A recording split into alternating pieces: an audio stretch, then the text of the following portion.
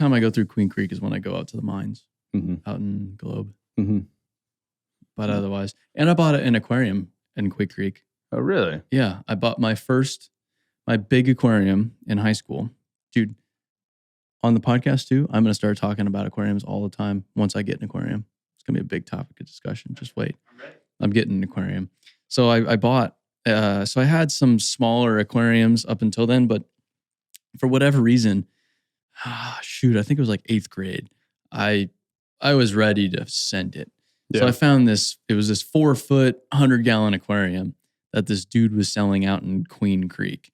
So it was me and my mom's boyfriend at the time had this kind of shitty F-150, and we just drove out there together and figured out how to move this aquarium. And moving an aquarium, okay, the aquarium, one thing, it's a glass box, and then you have a stand, so some wood, like a piece of furniture, but it had fish in it and all of that shit as well. And you have to figure out, well, how do I move these 50 fish? Like, what the hell do I do with these? So you're buying these Rubbermaid tubs and you're draining the water out and trying to catch the damn fish and throwing them into these tubs and hauling them across town, hoping they don't all die.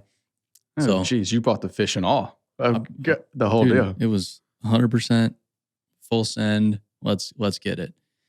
That's awesome. The cheapest way to do it. Just find someone on Craigslist that doesn't want their aquarium It's anymore. like, I'm tired of taking care of this shit. Let's go. And you can buy it for maybe 20 cents on the dollar of what they paid for it originally. Yeah. It's because they're not worth much. Makes sense. Yeah. So that's my Queen Creek story. Huh. I don't want to tell any Queen Creek stories. It's a sad place. We're good to go, huh? You got my fish story on there? Oh, thank God. Thank God. Good. I'm trying to weave that into my personal brand more and more. The aquariums, yeah. My aquariums. Dude, I've thought about that. What we've done for dirt, I could totally do for the aquarium world. It's also very underrepresented. That's the thing. Okay, anyway, dirt talk. Nic Parish. Yep. Is that last name? Yeah, Parish? that's right. Parish. You live in Mississippi. Mm-hmm. What do you do? So I'm the vice president of operations and contracting for Burns Dirt Construction. Burns Dirt Construction. Yeah. And what's the nature of your guys' work? So my grandfather and his brother started it back in the 70s. And they basically were just a couple dump trucks. And over the past 45 years, we've developed into basically being, a civil general contractor. We self-perform demo earthwork and storm drainage. But then, we're delivering products, a lot of turnkey site packages for roadways, subdivisions, apartment complexes, anything we can get our hands on. And where are you? So we're based out of Columbus, and we do, I would say, most of our work in Starkville, where Mississippi State University's at. Oh yeah. I know Starkville. Sure. Yeah. So, but we're probably in an hour radius around there. It's hard to travel too far because you get to Tuscaloosa and Birmingham, and you start bumping into different markets there. So Mississippi, there's not a ton going on in that state. No. Starkville is one of the happening places. Yeah. I hadn't been there. I went there for the first time maybe a year ago. Mm-hmm. I'd never been to that state. And we flew into Jackson, which is the state capital. Right. Jackson, Mississippi. And there's not much going on there. There's not much going on. I'm like, wow, there's really not much going on here. And then we drove up to Starkville. Yeah. There's nothing between Jackson and Starkville. Because I guess you went to the mine that's on the west side of town, right? Yes. Yeah, but we stayed in Starkville. Oh, you stayed in Starkville. Stayed in Starkville. So we probably have 80% of the sites in Starkville. Wow. Yeah, that's kind of our bread and butter. How many people are at the company? I think we are right around 60 in the field right now. Nice. Yeah. Nice. So where'd you start out? I started out on a pipe crew. I actually, weird enough, I was living in Phoenix at the time when I was living in Phoenix and going to Arizona State, studying design there. Kind of got tired of that and asked my grandfather if I could come back and finish school at Mississippi State and, kind of learn the business. I didn't have any intentions on staying, but came back and he put me on a pipe crew and I worked there for a little bit. And then on rain days, I would come inside and, just ask, can I come inside and see what you guys do in the office? Like what's that side look like? Came in and we had one of these like old school digitizers where you put the plans on there and you have to use a little pen and it clicks and That's how we were doing takeoffs. Nice. And I guess just being young, I took to it, right? Mhm. And I mean, it took me a few hours and I picked it up and could do takeoffs really fast. And I basically went in there with the mentality that if I want to do this, well, then I have to make myself needed, right? Like make myself so that this team in the office can't live without me. Sure. And I won't have to go back to the pipe crew. I won't have to go back to running a jumping jack and, the dog days of summer. And so that's what I did. And I just grind. Running a jumping jack for a prolonged period of time is some of the best career motivation out there. It is. That job, it fucking sucks. Yeah. And you're just sitting there jarred thinking about everything else in the world you would rather be doing than this. It is not. There was, and I've talked about it a little bit, there was a period of time where I probably spent like 4 or 5 weeks. That was just full-time job, was just backfilling waterline trench. So I was just running a jumping jack all day, every day, middle of summer in Arizona.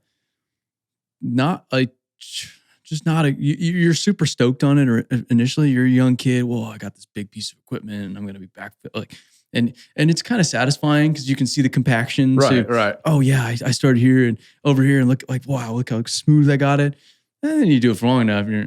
I don't want to do this ever again. I remember my first 5 minutes I was backfilling around a catch basin. So you're having to like go in a circle. It's not like a straight line. Yeah. At that point, you're just angry with this thing after about 10 minutes. You're like, why won't you cooperate with me? Yeah. Well, I'm not a very big guy too. And so it's like getting that thing out of the ditch.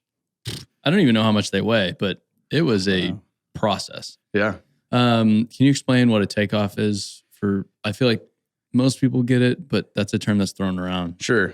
So I guess my definition of takeoff is the process of defining the quantities defining the quantities for every piece of scope of work. So how many linear feet of 18-inch pipe there's going to be, how much linear feet of 24-inch there is, or how much dirt you have to import. So defining the quantity for every single one of those. Yes, you get a set of plans, and okay, we need a sidewalk from here to here. You basically sit there with, back in the day, the old school methods. Nowadays, it's ag tech or something like that. Or we're business center guys at Burns. Okay, Trimble Business Center. Trimble Business Center. Yeah, there's just a same bunch thing of as them. ag tech. Yeah, You just with your little ruler and you measure out. Okay, there's 1,538 linear feet of sidewalk. It's 4-foot sidewalk. Okay, so we need this square footage of concrete. It's 4-inch sidewalk. So here's our concrete by the cubic yard. And okay, here's our unit price for concrete. You plug it in. There's your dollars. Well, plus your labor and whatever else, form work. And from the earthwork side too, especially back in the day. Now it's easy. You got CAD files, but back in the day, you had to trace every contour line. And you might get in this like site that's got thousands of contour lines, and you're just sitting there just tracing over every contour line. Well, that's elevation 375. And, Well, I would have to do that with ag tech. You'd have to digitize the plans and build out a 3-dimensional model. And so you'd have to, sometimes you'd get lucky and they'd give you a nice plan set, or sometimes you get really lucky. They give you the CAD file. That's just, you are golden, man. You're golden. Yeah. Sometimes you get lucky and it's I don't know what the terminology is, but you can digitize the lines quickly and then you just clean it up. Other times you don't get lucky and you have to sit there and click, enter in the elevation. And then you look at the 3D model and there's just this gigantic mountain in the middle of the model. You're like, damn it. Some line that you entered in wrong. With 3,000. You're like, that's supposed to be 300. It's just this giant triangle in the middle of completely beautiful terrain. Yeah. So, I mean, and back in the day, a 30-acre site might take you 3 or 4 days. But now with the CAD file, you can do it in 20 minutes. Sure. I mean, it's just amazing how the technology has come in just in 10 years. I think that's pretty cool, too, how you took advantage of the rain days, because you can look at rain days as a bummer. I'm not working. I'm not getting paid. Which is valid. I think rain days are a big problem, especially if you have a family. You can't go to the bank and say, hey, sorry, guys, can't really make my mortgage this month because I had 15 rain days. Right. They don't give a shit. No, they don't care. But as a young person looking at rain days as an opportunity, hey, if I'm not working in the field, can I come in, learn what you guys are doing in the office? I think that's pretty cool. Yeah. And so, I mean, I did that. And once they taught me a couple things, I would then, like doing a takeoff, I just started staying late. Estimators would go home. They'd finish, they'd save their, save their spreadsheet and go home.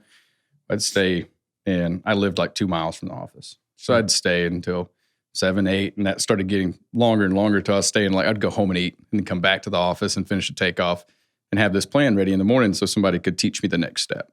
So I started doing that and picked up some jobs, and just from there started managing work, and I never went back to the field because I made myself, so needed. They couldn't let this guy go back because he was doing all the hard takeoffs for them. Sure. So then in 2017, we actually bought out my uncle. He had a son that was working for the business, and we bought out that side of the family.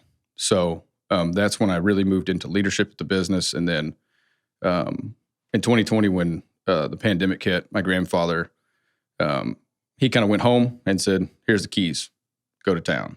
So in the middle of a pandemic, got dropped off and said, "All right, well, now you got to manage this beast all of a sudden." So how old's your grandfather? He would be mid-70s, early 70s. So he was kind of the point where I don't need to deal with this. I'm That's just right. going to kick it. Yeah. I've been doing this long enough. Yeah. And he believes in the kind of baptism by fire, so a pandemic was the perfect time to say, "Oh, well, that, Sure. here's a perfect time for you to take over and start running things and figure it out." What does your dad do? So my dad was never involved in the business. So this actually skipped a generation. So he actually, he passed away a few years ago, but he ran a steel foundry in Columbus, Ohio. Really? Yeah. I just drove through Columbus the other day. Yeah. I don't know. Maybe I might have even flown into Columbus. Yeah. Yeah. That's a weird town. Yeah. Well, I went to school there. Did you? Yeah. So Columbus, Ohio. I'm sorry, Alex. There's not much going for that state. I drive through Ohio. I'm like, I don't know if I would live here. Pennsylvania is kind of the same thing for me. It's like an extension of Pennsylvania. It's all just that. It's just like hot in the summer, cold in the winter. But Correct. It's a lot of both of those things. I'm going somewhere. So I've been to Ohio a little bit, but I haven't spent a ton of time there. Fly into Columbus, go to a coffee shop. It was happening. It was in a happening part of town. I'm like, what? Where the hell am I? Am I in Ohio? What the hell's going on? And I look at the map, and it's right down the street from Ohio State. I'm like, yeah. Ohio State. Okay, that makes sense. Same thing with Starkville. I go to Starkville. Oh, what's in Starkville? And then it's a happening place. You're like, what the hell's going on here? Oh, Mississippi State's here. Yeah. Got it. Yeah, there are those little oases in like the middle of this desert of nothing going on. It is wacky. Yeah. And in places like the Midwest and the South, colleges are a big deal. That's like kind of the main thing going wherever in these towns, wherever they are. Yeah, they divide whole families. I mean, I come from a Southern family, but I grew up on the West Coast and kind of can see the difference in the West Coast. It's not like that at all. Arizona, you come back to the South and people are like, "Oh, I'm not friends with him. He's an Alabama fan." Sure. Oh, dude, South's a big deal. I mean, Ohio State. Yeah. Woof. Okay, so you start running the company in 2020. Mm-hmm. March 2020. March of 2020. Wow, that was like COVID hit. Yeah. And he's out of there. Yeah. So what was that like? It was really scary. And that's something I've had to grapple with the last couple years is one, it's a scary time to operate a business, but then at the same time, you're taking over this behemoth, even though there was some transition there, right? I mean, I had grown more and more and gotten closer and closer to that point of that ability to be able to manage the business enough that he trusted me. Sure. Right. But it's just a lot of fear, I think, is the main thing. What were you afraid of? It's the family business thing. Is what I always describe it as. It's kind of like the family farm. You have this fear that you don't want to be the one that loses the family farm. Mm-hmm. But also at the same time, you've seen all the old guys for years and years where it consumes their life. Sure. And it's their baby and they can never walk away from it. So there's this, I think the biggest fear is the balance between it consuming you to the point to where that's all you know. You don't have any hobbies. You don't take care of your family. You don't do anything else but look after the business. But then at the same time, if you get too far away from that, then you teeter on the point of failure. Yeah. So I think that was kind of the main thing, was that I finally got to that point where I had worked really hard and begged to be at the point of leadership and be able to make the decisions and have the control. But once you got there, you go, oh no, like, you know, I can pour, you know, my heart and soul into this thing all day long, all night long, to the point where I don't sleep, you know. But then also I've just done the same thing as if I had failed. There's still failure in both of those sides, right? Yeah. That's an interesting way to look at it. Did you have a family or anything at the time? Yeah. So I had a let's see. Yeah, so I have one daughter, and she was born, and a wife and daughter that was born in 2017. So I had a 3-year-old. Okay. Yeah. Yeah. So you want to give them time, right? And you want Yeah. to pour into them, Yeah. spend time with them, but then it's hard to come home and shut it off Sure. because you're scared out of your mind. Yeah. And it's hard to explain that too, and actually put that into words for others to understand. And it's hard to even realize when it's happening as well. I've found my brain is automatically it's just gotten to the point where I'm always thinking about the company. Mm-hmm. And sometimes people can pick up when you're not present and you don't even know it. And you think you're there, and you're there, you're physically there, but mentally your mind is just going. I mean, every single night to put myself to sleep, I'll be sitting there thinking about the works, and I'll have to tell myself, stop, turn it off. It's done. And you've hit the switch mentally, and then I can fall asleep. But if I don't do that, that's right. Yeah. And I see it a lot. I think in contracting, I see contractors that you're either scared or you're too arrogant, right? There's like this arrogance that can overcome that. They're like, oh, I'm not going to fail. You know, I'm fine. You know, and it's kind of like the arrogance, especially a lot of entrepreneurs, even in general, not just in contracting, but people mask that fear with arrogance. sure. Because there's a difference between arrogance and confidence, right? And I think you need a little. It's you need a little narcissism. You need ego to do it. I would just talk to Keaton Turner about this. If you don't have that, I don't think you go very far starting a company. Right. You have to think you're a little bit better than you really are. That's pull right. it off, because if you really knew how much of an asshat you were, you're not going to do anything. There's no way. So you have to. But you can't have too much. You can't have too much because then you get to that point where you're like, oh well, I don't. Exactly. You know, that's not my problem. Yeah. Oh, that, you know, oh, something got messed up. Well, that's somebody else's problem. That's what I paid them for. Yeah. Right. You know, so it's all about balance in that. Well, and the older, the more time you spend in the business too, I think the more you get humbled. So I haven't met too many people that have been in the business a very long time that are arrogant assholes, because they've just been beat down for that long. So if you're starting out and you're a younger guy, young buck, this guy for sure, oh yeah, I know what's going on or this and that. But these guys like a Herb Sargent or a Mike Reed, they're as low key as it gets, because they've had their asses beat for decades now. Yeah, yeah. And I you know, so I'm 28. I turned 29 here in a couple months. So I've realized that I had to grow up, coming up in the family business and going through the buyout, and now through this, I had to grow up about 10 years earlier than I probably would have if I was a normal second generation in a construction business. And so that's been the hardest mental thing, I think, is that in your 20s, you're running this big organization. Jay done next door. Oh, gotcha. Yeah, that's a cool site. I actually an Uber driver got lost, and so I got to get a tour of that place. Nice. Yeah. Yeah, that's really cool. And I guess I'm also staying by the Nashville Yard site. So, yeah, I've been walking over there, checking. I mean, I've just been staying for hours. They're like, what's this guy doing? Yeah, bigger buildings than they have in Starkville, huh? Yes. Yeah. Yeah. So it's fun. Good to see a whole different side of the world. But sure. But yeah, so I think that's been the hardest thing is to grapple with the mental health of it, right? Because you know, you can easily get burnt out, and I can go through, you know, a couple months and then just realize that I'm shot. I'm making bad decisions. I'm a terrible person to be around. My friends don't want to be around me. My family doesn't want to be around me because I'm so consumed with work. Well, what do you do when you realize you're like that? I don't know. It's kind of a... Go out and shoot some guns or... No. So I've really struggled with that of how do I back up and press the pause button? I've gotten into lawn care. That's a weird hobby. Lawn care? Yeah. That's pretty cool. Gotten really into lawn care the past few years and just like, Sweet. you can't talk on the phone and cut grass. Yeah. At the end of the day, you can't answer emails and cut your grass. So I've gotten to where I cut my grass about 3 times a week. Really? Yeah. Yeah. Because you know, yeah. How much yard? I've got 4,000 square feet, so I'm a push mower guy. But I'm push mower. I'm push mowing. I was going to ask you. You got a nice ride on mower? No, I got a good push mower. Damn. But I mean, I do the full-fledged treatment on my yard 3 times a week. Trim my bushes, weed eat, blow, everything. You got the nice stripes in your lawn. Oh yeah. I built a roller on my, to lay it down, and I got a groomer and a whole deal. Yeah.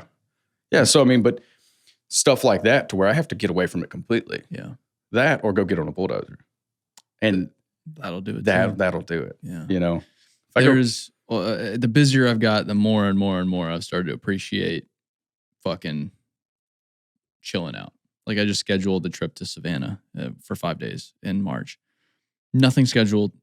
I'll have no calls. I'm just going to be there. I'm just going to walk around town and I'm going to read books. I'm going to think. I'm just going to separate myself from my life for just one moment and create some empty space, because that is where I can create the most value for the business. Is sure doing and traveling and out there just working my ass off, this and that. But if you don't take any time to actually digest it and think and take a deep breath, all of that isn't worth nearly as much. There's a point when you're actually hurting the business, right? Exactly. Yes. Yeah. You can be doing too much in your business, I've learned, or just to make it more relatable too. I mean, it applies to anybody, any career or anything. It's if you're just always in the weeds, always doing, always answering people's questions, this and that, you're kind of screwing yourself at a certain point, which is counterintuitive.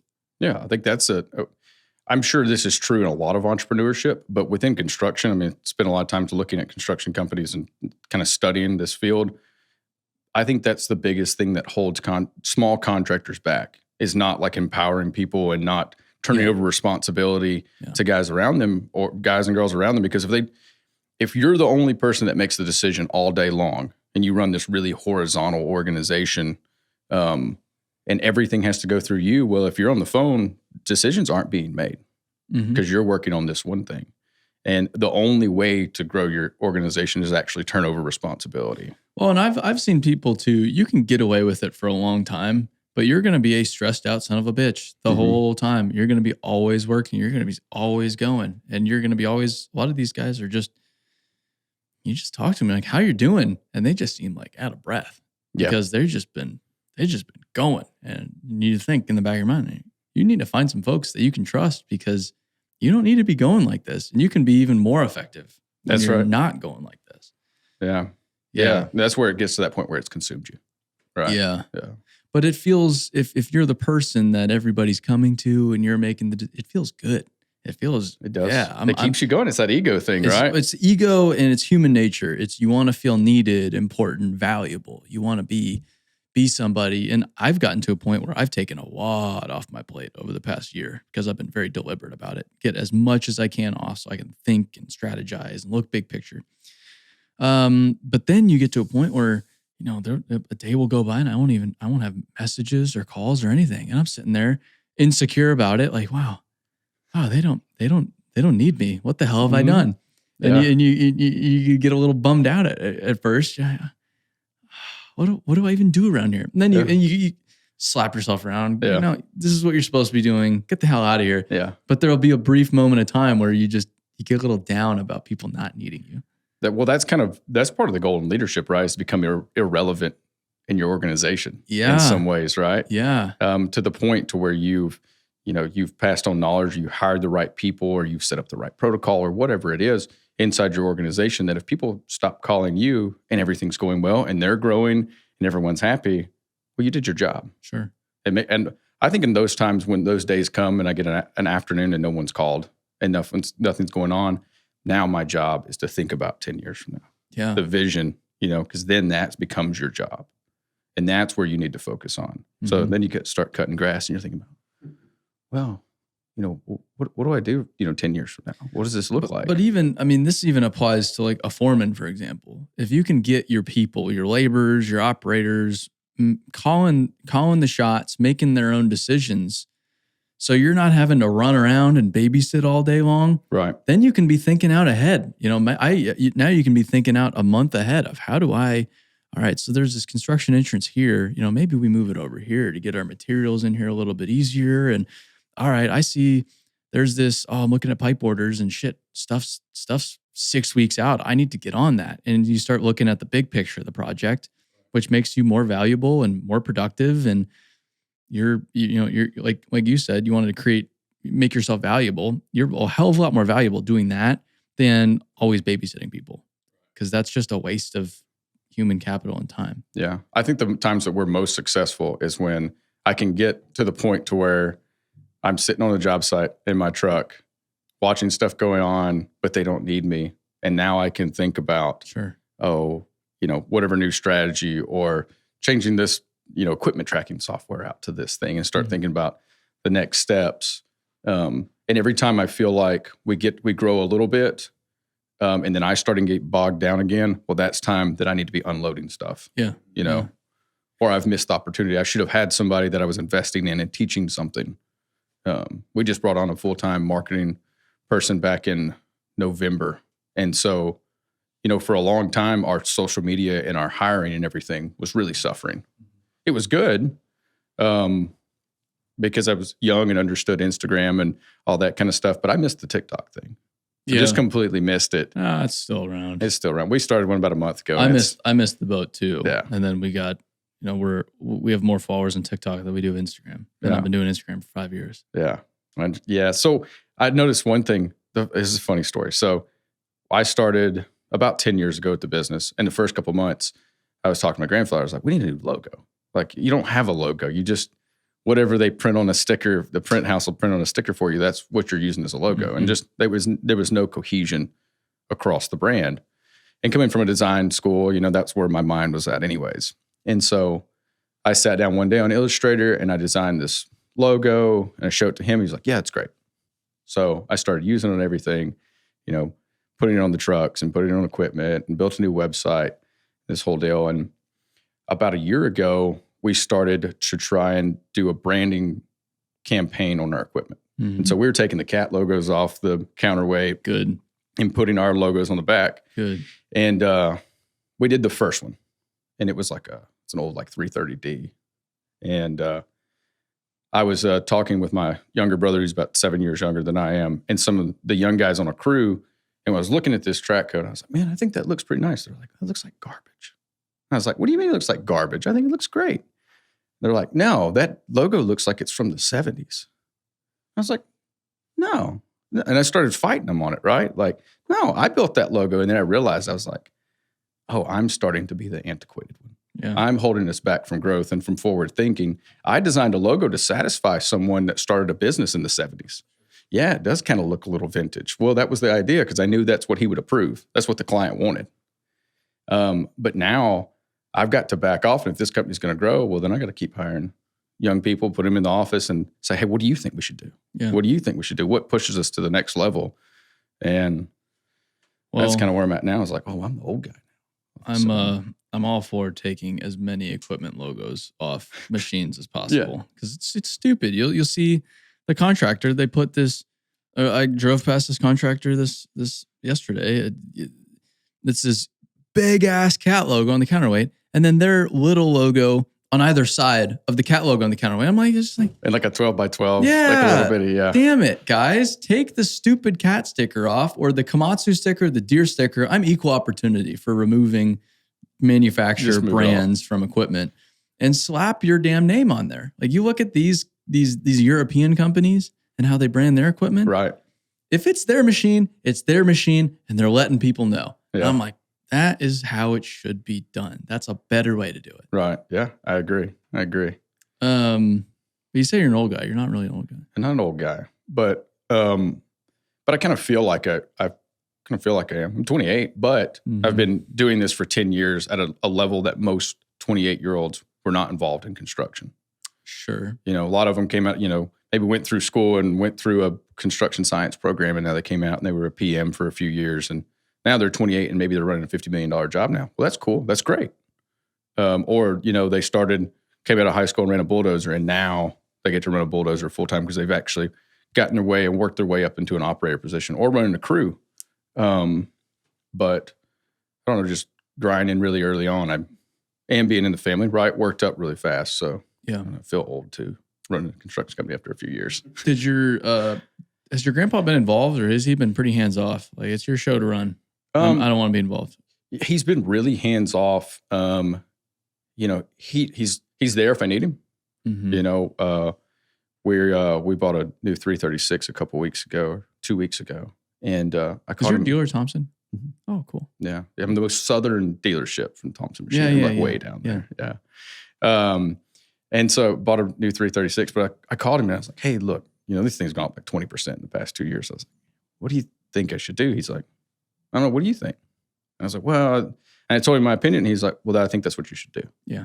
And so that's the attitude now. Is it's like, but he's there for a good wealth. Like, hey, have you ever ran into this problem? That's the best part, is to be able to call him and say. But also, when I came on board with the business, there was 32 total employees. And so now being up close to that 70 number, it's not even really the same business anymore, right? Totally. I mean, like when he was running, they just moved dirt. They laid pipe and they did demo, and they worked for general contractors, and they worked for the asphalt company and got the road ready and then turned it up. They weren't general contractors, and now the full management staff, and it's an entirely different business now. So a lot of questions are not relevant. He's like, I can't help you with this federal highway project you're working on. I don't know how that stuff works.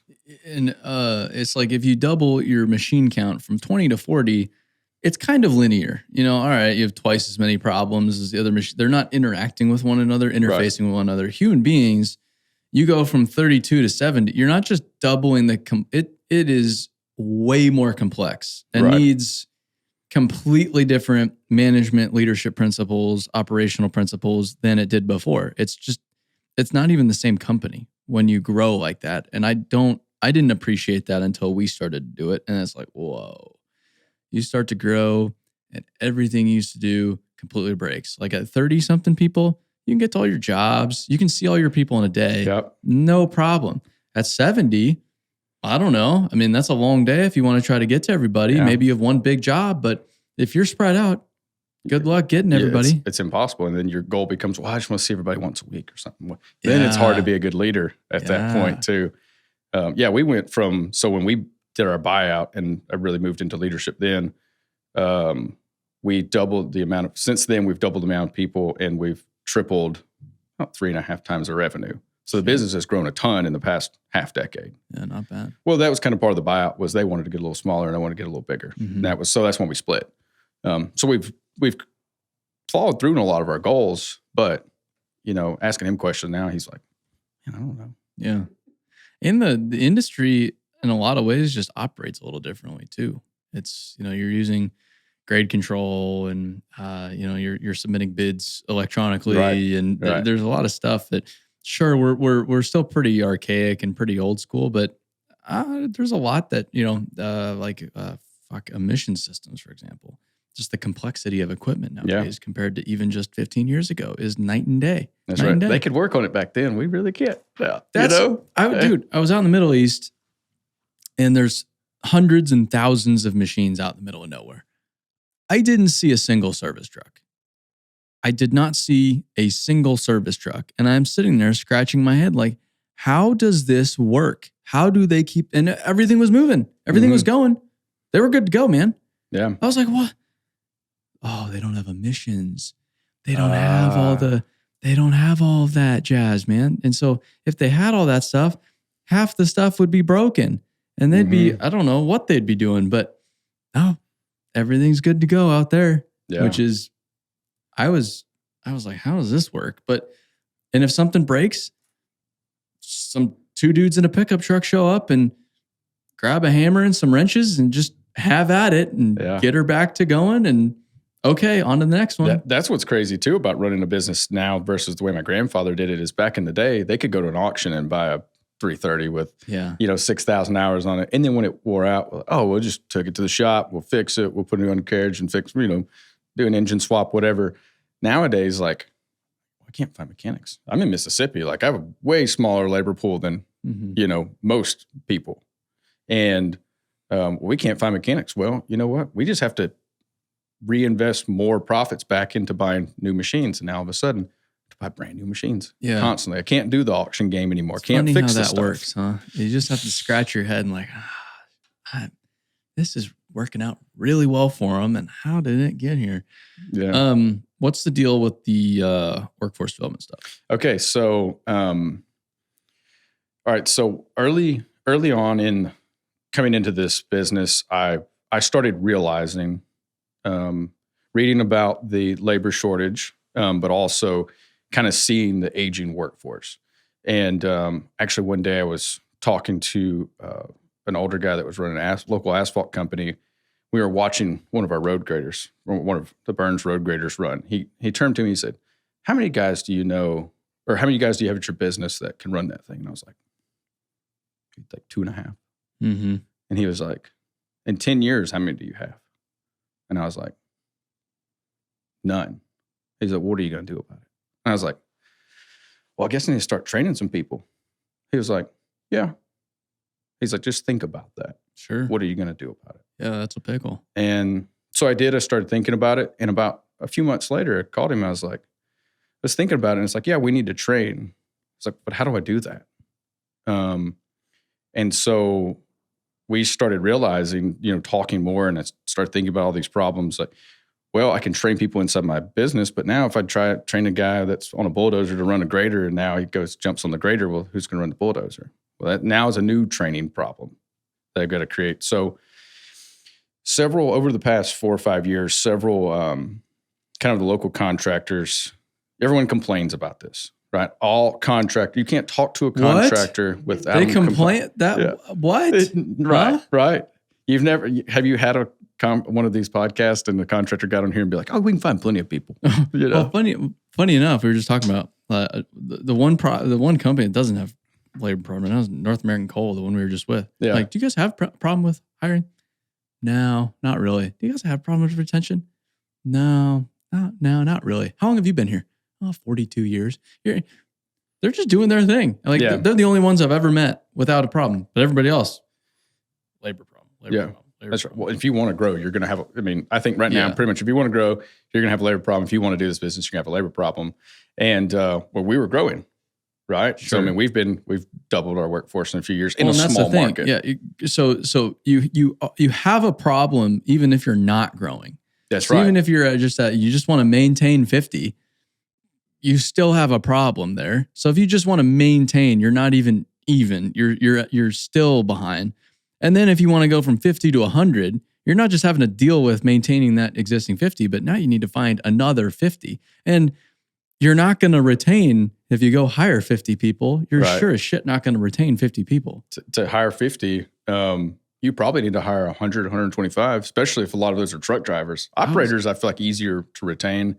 But truck drivers, you're fighting with they're over the road industry. Like you're fighting with so many more industries. Yeah, and over the road's just fucking throwing money at these guys. Yeah. Well, Exactly. Whatever you want, just come work for us. You got a CDL yesterday, you can make $90,000 today. Yeah. So it's ridiculous. And then they just made it harder to get a CDL. And I'm sitting here scratching my head. What are you guys doing? What are you doing? Anyway. Yeah. So the complaining. Everyone complains about it. And finally, a group of us from our area just said, we can complain about this or we can do something about it and complain about it. So we'll keep complaining. We're not going to stop that. But I'm cool with complaining. Yeah. If you're complaining and doing something about it, good to go. Yeah. I don't complain all you want. If you're doing something about it, check. We're good, man. So a local general contractor, concrete company, roofing company, and that asphalt company I was talking about, that guy we kind of started having this conversation. The 5 of us got together and we said, all right, well, let's come up with a plan. What are we going to do? really, how are we going to answer the problem of people not joining our industry, right? How do we rebrand our industry? And so we formed a nonprofit called Forge Your Path. And so with Forge, we've been going for 4 years now. So we started that in 2018. And we've just coordinatedly sat down and said, all right, we're going to go talk to educators. We're going to go talk to parents. We're going to talk to counselors. We're going to go talk to students. And we're going to explain to them the opportunities within this career. What a carpenter can make and what an equipment operator and how those people don't even know how to get those jobs, right? Mm-hmm. Yeah. And so started talking about those pathways, how you get into that. We started designing programs with our community college. We revamped the CDL program. Our CDL program at our local community college in 2018 didn't exist. We didn't have one.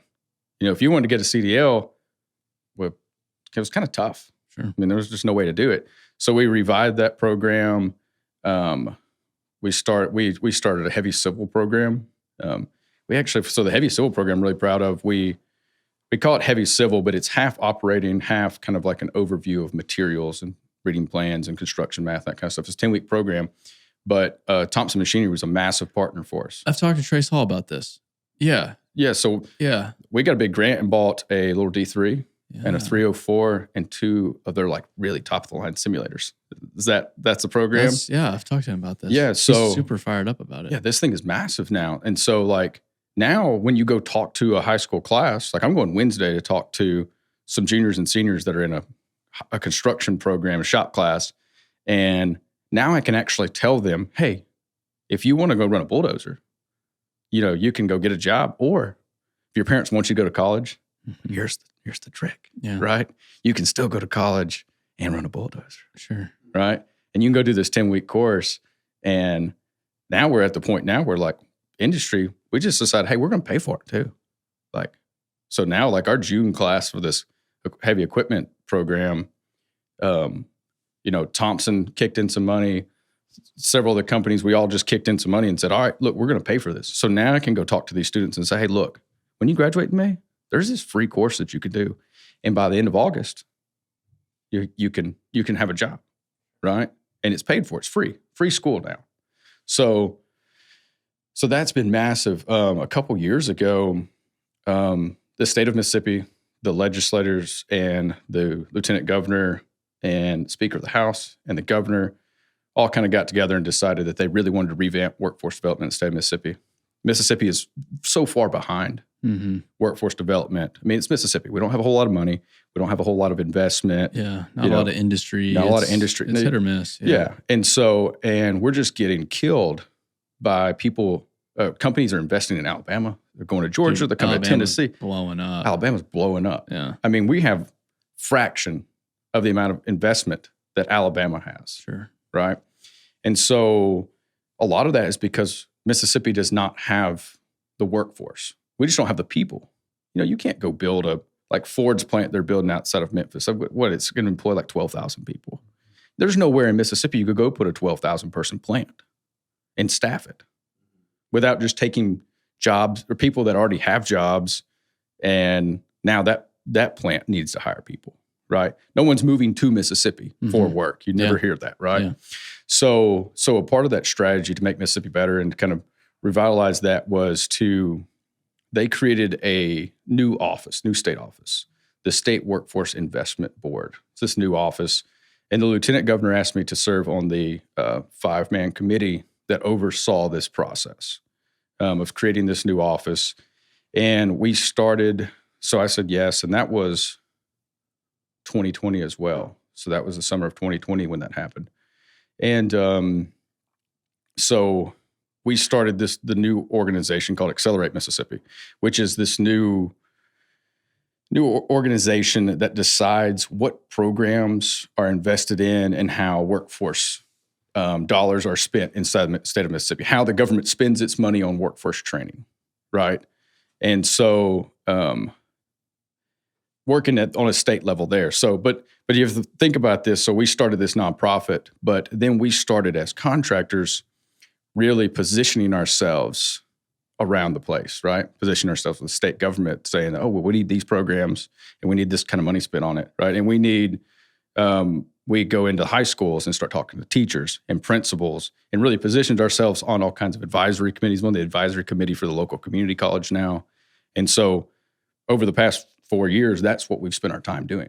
Go in, talk to kids, be involved with the counselors, be involved with the parents. We had one of the really cool things we've done, we have this expo every year at our local community college. And we invite the 8th graders from all of our surrounding schools. And so in October, we had 1,033 8th graders come to this expo. And Thompson brought simulators. A truck dealership brought a truck driving simulator. We bought a grader, a skid steer, and a dump truck. And they could climb on all this stuff. But then the concrete company had a deal where they could run a remote controlled concrete saw because Husqvarna or Steel, one of those guys came and brought this demo thing. So it's hands-on demo. They can finish concrete, they can stack bricks, and they got to learn about how those pathways in construction work. How do I get those jobs? What kind of money is to be made? How many open opportunities are there to drive a bulldozer? And so that's what we've been doing. And it's been massively successful. When you go and talk to a group of kids, what do you say? What are the key points you hit on that seem to resonate? So it's kind of funny. The thing that resonates the most is if you can show, say, a high school boy. This is the easiest one. So if I go in this next week, I'm going to talk to these. I think it's 19 total. I think there's 2 girls in it, but so 17 boys. If I can go in there and show them a picture of my parking lot at my office, they get it. Oh, shit. When they see those fancy trucks that my guys drive because they're all making big money at 19 years old. Yeah. If you can show them a picture of a guy that's 2 years older than them, that maybe they knew. Mm-hmm. They went to school with him. He graduated from my high school, and he's driving a $60,000 truck or a $70,000 truck, and he's 2 years older than I am. Oh, that makes sense. Yeah, no Toyota Priuses in this. That's right. Lot. No. Yeah. So when I remember when I was young, coming up in this in my company, I remember the old guys would talk trash about the young guys driving new trucks. Like, oh, they pull in and they have this new fancy truck. Now, congratulations, dude, that's a sweet truck. Yeah. Because now when you go talk to these kids and you say, look, you can make $65,000 a year or $90,000 being a superintendent or whatever, start talking those kinds of numbers. They don't know what that means. No. They don't have a clue. Yeah, it drives me nuts. Well, and what drives me nuts too is all these companies saying don't just have a job here, you can have a career here. You're talking to someone who's 16, 17, they don't give a fuck about a career. They just want to know hey, that's a sick truck. How can I get one of those? At least that's what motivated me. It still motivates me. I feel like a little kid getting my truck every single time I do. I'm like, this is sick. I interviewed a guy a couple weeks ago and hired him. And he actually kind of stayed after the interview and hung out for a little bit. Me and my brother were flying a drone and measuring a stockpile. And so he was kind of interested in that. We started talking, and 3 or 4 different superintendents and project managers pulled up. We were at one of our laydown yards, and so they're just coming in doing different stuff. And I think we have really nice trucks at our company. We all drive white GMCs, 3/4 tons. A lot of SLT trim. These are chromed out work trucks, right? And the guy's interviewing, which had offered him a job, and he took it. And he turned to me, and goes, "Do you guys just all buy the same truck?" It's like, "No, these are company trucks." He's like, "Oh." I could just see it in his eyes, like, "Oh, this is a cool place to work." Yeah. They take care of their people. They put them in nice trucks. They don't just put them in a, whatever used truck. Sure. So we do have some of those in the fleet, but still, you're trying to invest and take care of your people. But I think when you start attaching a lifestyle and material to a career, that's when it starts making sense to those young guys. It's very motivating when you're young, Mm-hmm. and it's dude, it's like whatever motivates you, whatever works, and people that say material things they aren't motivated by, I'm like, I don't know if I trust you. I don't know if I'm buying that, because it's pretty damn motivating, or at least it's been for me. I want this office, for example. Mm-hmm. I want a building, or I want a bigger building. I want a skid steer. I'm going to go get a damn skid steer. That's pretty damn motivating. Yeah. It's yeah, that's a really interesting point, putting it in terms that they can understand, because that's I've always been so frustrated with. Yeah, you can build a career. Here's the salary, the average salary. They don't know what that doesn't mean anything to a kid. That means nothing to a kid The at numbers all. don't mean anything. And Yeah. maybe you have to use that language when you're talking to parents or teachers or guidance counselors, that the different audience. But when you're trying to appeal to kids, Yeah. So kids, you got to show them the material. yeah. What about teachers? How do you talk Teachers to and teachers? parents, so we have this new strategy. We're about to launch this new, Forge is about to launch this new program where Micro has got some good short documentaries. There was a new documentary. I can't remember who did it. I can't think of the name of it, but talks about college debt. Just came out back 2 or 3 months ago and talks about how much debt people are in this country, right? I went to college. I don't have anything against going to college, but you need to think about how that's going to affect your life. Sure. And so coming from a very rural area, lots of people think that is what is the measurement of success, okay, is to get out of this small town, to go to college, and then get a career. Well, in Mississippi, and this is what we're talking to teachers and guiding counselors and parents and explaining this to them. Okay, well, in Mississippi, I believe it's like 15% of Mississippians that actually start college, finish, and get their 4-year. Okay, 15% that start. All right. Well, within 5 years, this number floats depending on the actual field. But say, for example, something that's relevant to us, civil engineering. In civil engineering, students that get a civil engineering degree in the state of Mississippi, within, I'll be conservative on this because I can't remember exactly the number, but within 5 years, only 40% of those students still live in Mississippi.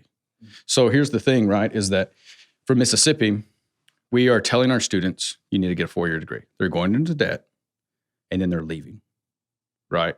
And so that's no new investment. That's taxpayers that are leaving. And so we're actually training Tennessee's workforce in Mississippi, because there's not enough civil engineering jobs in Mississippi. Yeah. Right. You can't find, or they pay better in Tennessee. Well, you can make more driving a bulldozer than you can being a civil engineer in Mississippi, right? Because of the demand. Mississippi has too many civil engineers and not enough bulldozer, operators. So we're talking to parents and saying, look, your kids are most likely going to leave, first of all. Second of all, they're going to leave with a bunch of debt because that's the only way that they can pay their debt off is to move to Atlanta or Nashville or New Orleans or Memphis or Birmingham or whatever to get a job, because now they're $60,000 in debt. And so it's easier to talk numbers with the parents and guidance counselors and teachers so that you can sit down and say, look, these are what these jobs pay. Here's the pathways to that job. You can go straight to work or you go to this program and X, Y, and Z. And here's when you get off at those stops, if you go take this 10-week certificate program at the local community college, well, this is what you're most likely going to make at year 1, year 3, year 5, year 10, right? And so explaining those numbers, but then also making it about them too. Okay, so you're encouraging your kid to leave you. That's what you're doing. Yeah, most people based on the data. Based on the data. Yeah. So you're not even anecdotal. It's here are the numbers, and this is exactly what actually happens here. That's right. Yeah, that's pretty slick. I hate to say that it's slick because it's bad news. The whole thing's just bad news. Yeah. But it's a hell of a lot better than just letting the status quo continue and complaining about it. That you have to at least look at the situation, look at the reality, say, all right, here's exactly what we're up against. And then you can start working with it. But until you face the facts, you look at it and sober up a little bit. Oh, okay, so this is what we're up against. You can't do anything about it. Right. Yeah. So there's a lot of conversation going on, guys. We're going to, from the contractor side, like, look, we can't make it. We're not going to be able to make it in 10 years if we don't hire people when they're 20 and invest in them and take care of them and teach them and train them. You've got to stop, hiring the blade hand that's at 50 years old because he's only going to carry you for a few years. So how many people, you have 70 people, how many would you say are under the age of 30? 80%. Really? Yeah. So, all right. So Whoa. this is something I'm super proud of. This I thought I was going to get you. I was going to get you. No. Oh, So about 8. I know that I only have one superintendent over the age of 40. No shit. One, I think he's about 55. But I thought, no, I don't believe this because I thought kids don't like to work. A lot of them don't. Yeah. A lot of them don't. But I think we in our industry, we have the opportunity that we do one of the coolest things. Sure. You know, especially we're a heavy equipment company. So there's not a ton of labor jobs. Mm-hmm. But once you get on a bulldozer, it's a lot more fun. Especially buying new machines because you can't work on them. And so now they got seat heaters and Bluetooth radios and all that kind of stuff, even though the radios do suck. I agree. Radios do suck. Thank you. You know, there is a lot of those guys out there that don't want to work. And they're the ones that don't make it. I mean, they don't. How do you find the ones that do want to work? Or how do you teach the value of work to someone that hasn't necessarily had to work before? I think that's what's holding us back from growth is that we can't so often, right? We have to find people, and we may only find 2 or 3 a year that really stick. You know, we can find 2 or 3 guys a year that are willing to work, and that's how much more work I can go pick up. Mm-hmm. And so that is a big problem. I don't know how I'm doing it. I mean, going to social media and doing that kind of stuff and having TikToks and Instagram and all that kind of stuff, we have definitely picked up employees. And I hired a guy last Monday that's how he found us, was on Instagram, you know? And so that stuff does work. Yeah. But it's kind of the same problem. If you're at 50 people and you want to go to 100, you got to hire 125 to get to 100. Yeah. So there's still a lot of that. Yeah, and social media, it's not this magic potion that solves all the problems. And I think I might have overstated that when I first started out. And now I'm looking at it like it's just another tool. And you're just a little silly to ignore it when your biggest problem is people. And here's a great tool to access more people than you've ever been able to access before. And sure, is it going to solve all your problems? No. But even if it gets you 1, 2, 3 guys, mm-hmm. That's huge. That's huge. That's right. Well, and I said we got our first machine control system in 2014. Ever since then, I have focused to make sure that every crew is a full machine control enabled site. Everybody's got a machine and a data collector and rover. Mm-hmm. Every bulldozer that is a production bulldozer has got machine control, and now we've got a machine control skid steer with the nice cool little box blade thing. Really? Investing in toys. That's fancy. Is actually makes you more attractive too. I see people on TikTok and Instagram all the time trash, like, oh, you're not a real operator if you run GPS. Yeah. I have to ignore those people really heavy because that's actually the only way I can get people to come work for me is because, you're cutting down the learning curve now, mm-hmm. right?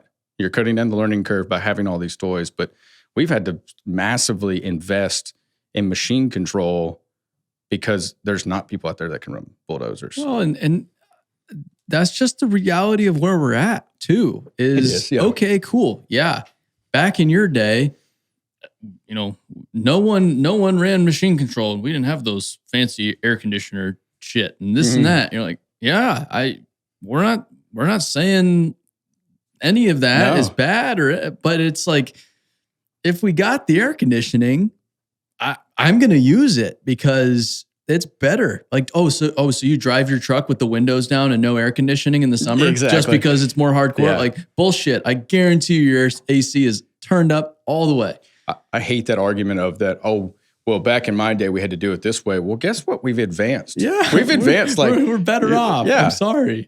Maybe that wasn't the best way to do it. Have you thought about that? That wasn't the best way to learn. And instead of criticizing too, I've learned, hey, that's fantastic. And that got us here, but maybe there's a better way to do it now. I had a site superintendent. We're building an apartment complex. And this guy was, we were talking about, he was asking questions about the machine control on the job site. We had 4 bulldozers running machine control. And we're watching these things strip the site and cut and fill. And he was like, so how do they work? And I was like, well, I'll put you on one and try. Have you ever ran a bulldozer? He's like, oh yeah, I ran a bulldozer. He's like, when I was like 16, they dropped a dozer out in the field and just put me out there and said, here's the keys, figure it out. Some story like that, right? No instruction. Mm-hmm. And I was like, he's like, yeah, now these days, these guys, they've got a computer that tells them what to do. And I was like, man, it must have taken you a really long time to learn how to run that bulldozer. You kind of realize those guys like, man, well, that sucked for you. Yeah. I hate it. Sure. I hate that you went the hard way. Well, that sucks. By a long shot, the best blade hands I've ever seen are the guys that were wizards on a blade. And then we're humble enough to sit there and say, that machine control is probably going to make me better. I'm going to look like an asshole for a little bit to learn this thing. And now they are just unbelievably productive. Some of the numbers these guys can put up are unreal with the just incredible skill they have of 20 years of running a blade, plus the machine control. Yeah. You can't argue it. Like, just look at the data. I need to go collect the data on here's how productive these guys are versus a guy, on running the little piano keys on his little 140 that's beat to hell. It's just not comparable. It's not. And I remember when we did our first demo, Thompson brought in a D6 in. We were grading some practice football fields for the university at the time. And I sent them the CAD file. They built us this model, dropped a dozer in, came and calibrated the site, the whole deal. My grandfather's brother got on it. And my grandfather was kind of running late. He got on the dozer and he made one pass, went down the field, and he backed it up, cut it off, got out of it. And I was like, oh, crap, he's pissed. Like, oh, this is not going to be good. I've been like really campaigning for this technology. About that time, my grandfather walks up from behind me and walks past me, and he's approaching, like they're walking towards each other. And my grandfather's brother, great uncle, he said, don't even bother. Just write him a check. And my grandfather's like, no, I'm not writing a check without getting on this thing. Same thing, one pass. Comes back. He's like, all right, we'll take it. These guys have been doing it for 35 years at the time or close to it. And in one pass, they were a believer of it. They understood. Yeah. But that's, and I think we're fooled into thinking that the majority doesn't believe in it. The majority does believe in it. Right. And it's just the people being their poopy pants self online saying, well, I could do that so much better with a cable machine. Fuck you. But and you start to think that's reality. Yeah. I see reality where it's at. And it's, if you're not running machine control nowadays, I don't even know how you're winning work. I agree. I don't even know how the hell, how are you still winning jobs without machine control at all? Like there's still some companies that don't run it at all. And okay, sure. It's not like social media where, oh, sure, we'll just run machine control and solve our entire problem and be super productive and make way more money. That's not how it works. Mm-hmm. It's just another tool. Mm-hmm. But it's one of those examples of, hey, we're better off with this than without this. Yeah. Technology, man. Technology. Wow. Well, that's pretty cool stuff. So you guys are really doing it. Yeah, we're in a small market. It's tough. And we're in a situation where we can grow and we've got options to grow, but we are really focused on being able to scale. If you watch contractors that grow way too fast, and I think that's really scary and dangerous. And I don't want to be one of those people that, now doubles again in the next, 2 years. Well, right? A guy in here this morning that did just that for 2 years, and he'll openly tell you it's not that you can't do it, right? I mean, you can be successful, but it's scary. It kicks you right in the pants. Yeah. I'm going back to workforce development thing. I'm always, people, hey, are you going to go into schools and this and that? And I think our place is largely online, where these kids are on their phones, on the TikTok, on the Instagrams, on this podcast thing. And it's the contractor's responsibility, the local contractors that are in their communities, to go talk to their local high schools, to talk to their community colleges, to talk to the guidance counselors and the parents and the people. Like, that's the way we scale it. We don't scale it by me running around to high schools. Just look at how many hours I have in a year. I wouldn't even scratch the surface. But if we have 50,000 contractors going to just one school a year, just go one school a year. So we have 50,000 contractors talking to 50,000 schools, and I'm just, Right. there's numbers here, but there are hundreds of thousands of contractors in the United States. Right. If we just do that, what kind of impact can we create in a single year? And maybe you have a class of 20 kids and you change the mind of just one, or even just get one to ask the question. Maybe running that bulldozer is for me. Yeah. That's a win. That's a win, man. That's a big deal. Yeah. The ones that have the ability need to think further than just going and talking to a classroom too. Sure. Like we've realized in the state of Mississippi, I think our Forge group has really become this like golden child. Our governor and lieutenant governor, they get in speeches and they're like, oh, those Forge folks up there in Columbus, they're doing this. And like, that feels really good. But what it is that we just ate glass. Like we're going to educators and we're like trying to rewrite programs. We're going in like our local county schools, their construction program. We paid for all the students OSHA's 10. Like that way, if they do choose this, now they have an OSHA 10 when they come out. But it's hard work. All these contractors, they're misguided. They're just thinking, let's just keep throwing money at stuff. Let's just throw money. I'm like, so what is the money doing? What is the difference? So you have your problem is worse today than it was this time last year. And yet you spent all this money because that's the thing. Let's just throw some money at it. So what did that do? Like, no, you have to, metaphorically, you have to get in the trench. Like, just like you're doing with your business, you have to work hard to make sure that we have the workforce we need because no one else is going to do it for us. No one else is going to come save the day. Yeah. People have to realize, contractors have got to realize that you have two resources, especially as a construction business owner. You have two resources. You have your money and you have your brain. You have this thing right here, and that's what you need to give more of to your community. You can't, you can shell dollars, that only carries you so far.